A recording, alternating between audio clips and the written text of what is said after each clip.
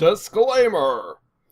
The following contains analytical content of the movie Scott Pilgrim vs. the World. It has been rated A for academic and may not be suitable for all audiences. If you have an aversion to movies, analysis thereof, contextual references, or bad editing, especially bad editing, viewer discretion is advised. The following is a semi-formal analytical analysis of the intertextual references to be found within the film Scott Pilgrim vs. the World. Most of the references mentioned in this video will be about video games, as those are the most identifiable to us, the creators of this video. But also because Scott Pilgrim has an exceptionally large number of these references. Scott Pilgrim opens with the Universal logo, pixelated, as if it were displayed on a NES or SNES, a video game system from the 90s. It is likewise accompanied by the studio's leitmotif, which has been demaked into a 16-bit rendition, deliberately reducing audio fidelity so as to invoke a clear comparison to that era of gaming. After the studio logo, there are two things in the opening narration of Scott Pilgrim that should immediately hit you as intertextual references. The first is the format of the narration itself. The way it is presented to the viewer, not with any sequence of events or montage, but with a single screen with scrolling text. If you're familiar with movies, you probably recognize this as something similar to Star Wars, but it is a very common in certain types of video games as well, which is more likely what this is referencing. To further support this evidence, you can listen to the music itself. It may sound familiar to some of you, because it comes from a very familiar source, namely, The Legend of Zelda: A Link to the Past. It is the opening music from that game, where it is used in exactly the same way, in a narrative sequence that is displayed in much the same way, only without a voice narration. The use of Legend of Zelda here is particularly notable, both because it is one of the most well-received and critically acclaimed games of all time, and was released and made during the time period where most of the references come from, i.e. the 90s. Beyond that, most of the sound effects within the first sequence of this movie are all sound bites taken from the same game, A Legend of Zelda: A Link to the Past. The next thing to look at is how the characters are introduced, with a little black blurb that gives you very basic character details. This is a reference to two things, and only one of them is actually related to video games. Most strongly, it's evocative of comics, not games, where at the start of each volume, it is common to have a little blurb to introduce the characters that appear within that volume, the recurring ones with a backstory, so that you don't necessarily need to have read each previous volume in order to understand the basic things about the characters.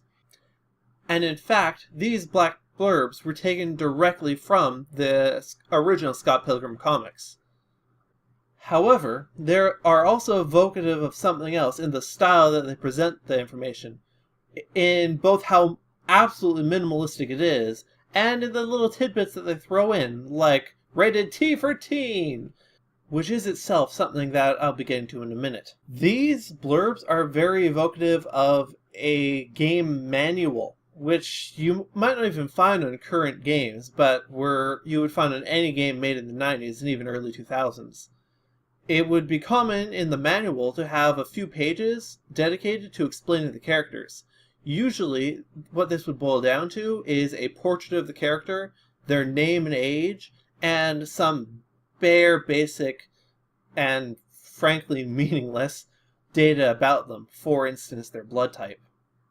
Now back to the T for teen. That is itself another reference to the ESRB, which is the organization that makes game ratings in North America. Their ratings include E for everyone, which has the movie equivalent of G, T for teen, which is equivalent to PG, and M for mature, which is not quite R, but young adult. There are also early childhood and adult-only ratings, but they are seldom, if ever, used.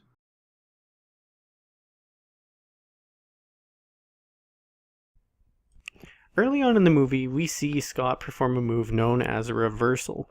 Now, reversals originate in the Street Fighter series and must be performed with frame-perfect timing. The player who executes this must be downed or stunned, much like Scott was initially by the arrival of his opponent, Matthew Patel. He uses the reversal to begin a combo. Although using the same style as the reversal sign from before, the KO and versus signs aren't necessarily referencing only the Street Fighter games. Other games it could be referencing include Mortal Kombat, Tekken, Killer Instinct, and the Marvel vs. Capcom series. Combo counters, as shown in this scene, are another fighting game staple. In most cases, a high combo is finished with a strong attack, one with a lot of knockback that'll send the opponent flying. In the movie, Scott finishes a 64-hit combo, sending his opponent, Matthew Patel, flying fairly far away. While a combo counter in this movie could be referencing any particular fighting game, a combo that high more accurately references the Marvel vs. Capcom series, known for its insane strings and combos.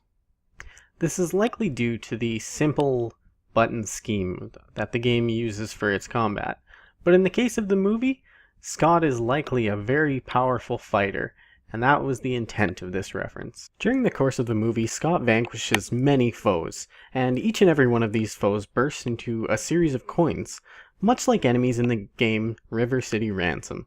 The lesser enemies burst into only a few dollars, while the higher level bosses leave a much more prominent sum of money. The final enemy in Scott Pilgrim leaves a whopping 7 billion coins. That's a lot of money. This is used not only as a narrative device to show which enemies are lesser and which are greater, but also as a throwback to the arcade games and to gaming in general, where defeating an enemy reaps a reward for the player. Here's a little bit more on River City Ransom, which was one of the primary inspirations for the original Scott Pilgrim graphic novels, and is therefore very important to the movie as well. River City Ransom was a beat-em-up on the NES. What this means is you control the single character who progressed through the level, beating up, as the genre implies, enemies until it got to the end, at which point it had to fight a boss. It was a pretty standard formula, but it made for simple but fun games of the era. However, River City Ransom did a few things differently to the norm. When you beat up the enemies, you didn't just get scored, you got coins as well that they dropped. And you also got experience, so you could earn level ups as you went along. These sound really familiar to modern gamers, but when River City Ransom first came out, it was the only game of this type that did this. And not coincidentally, Scott Pilgrim strongly follows in its wake. Versus Stunt Doubles! This one should be pretty obvious for anyone who's familiar with games. As you may know, a lot of video games are pretty expensive to make, and even if you don't need to deal with the cost restrictions, there are memory and resource requirements, to say nothing of the time restrictions of development. One of the ways game developers get around this is by making one sprite, one character, and reusing them.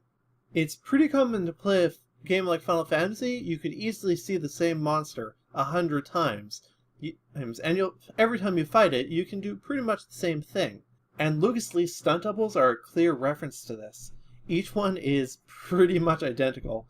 A real feat for the casting department. And Scott needs to take on each one who uses the same moves. What's more, just like Scott doesn't question the stunt doubles, in a video game, you, as the player, do not question the prevalence of identical-looking adversaries. It is assumed that there are going to be some repetition with what you see. This movie features a score system in many scenes, which can be noticed through the score indicators popping up around objects or people Scott has recently interacted with. Scores are extremely common in video games. Earlier in the movie, we view a scene where Scott accumulates enough points so that he actually receives a 1-up or an extra life. Super Mario Bros. Is a prominent example that has a very similar score system. Of course, other examples are plenty, including Pac-Man, Space Invaders, and even Sonic the Hedgehog. Throughout the movie, a mysterious figure known as G-Man is constantly referred to by the band and others outside of the band. This is actually a reference to the popular first-person shooter Half-Life from 1998.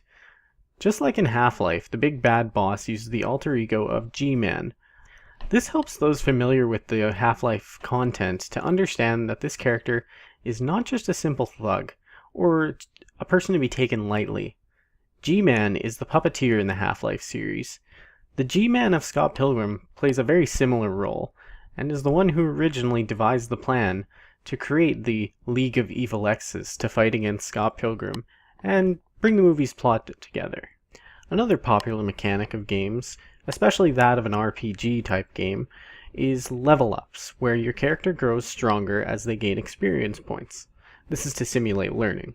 However, Scott actually does some learning and realizes during the final fight, both before and after he is killed, that he knows exactly who he should be fighting for. As we can see here, when Scott levels up, he not only receives new gear, but he also receives some stat bonuses. These stat bonuses are Guts, Heart, Smarts, and Will. Guts directly refers to Mother 3 from the Earthbound series, while Smarts and Will are found within the Final Fantasy series of games. Heart, or health, is common in most RPG games. The display itself is actually reminiscent of both the Kingdom Hearts series of games and the Pokemon games, as you can see in these screenshots. Another core video game concept is blinking or flashing to signify danger. During the final fight, Ramona, Scott, Knives, and Gideon all flash red during separate portions of the fight. Many games, especially those that don't display a health indicator, use the flashing of the enemy to indicate how much health the character they're fighting actually has. Faster blinking tends to mean the character they're fighting is closer to death. Teenage Mutant Ninja Turtles 2 for the Nintendo Entertainment System uses this mechanic, as does Kirby Air Ride, to signify that your star is close to breaking. Now that we've gone through some of the references from throughout the movie, I'd like to address the concept of boss characters. In a game, a boss is simply any more powerful than average enemy that acts as the dramatic conclusion to an area or the whole game. They are ubiquitous in games. You would be hard-pressed to find a game without some form of boss character or other. And even outside of video games, they sometimes exist. In Scott Pilgrim, each of Ramona's evil exes serve as a boss for their own segment of the movies. Some segments are shorter than others because of the tight time compression that occurs in the movie, but each one is a clear boss character. From Battelle, who's a fairly easy-to-beat intro boss, to Gideon, who shows many common final boss tropes, including changing his form at the last second, so you have to fight him twice, and dirty-handed tricks that catch players, that is, Scott, unprepared. Outside of those two, though, there are still a lot of other small details that make it clear that these X's are supposed to be the bosses of Scott Pilgrim. From the super vegan superpowers, making him unbeatable until his puzzle solution is found, to Roxy requiring a special weak point to deal massive damage to her. Each of them has one or two boss tropes that are common in different video games. Long after the credits roll lies a treat for fans of Street Fighter II, as a throwback to the bonus scene is shown where the player must demolish a car in a set amount of time.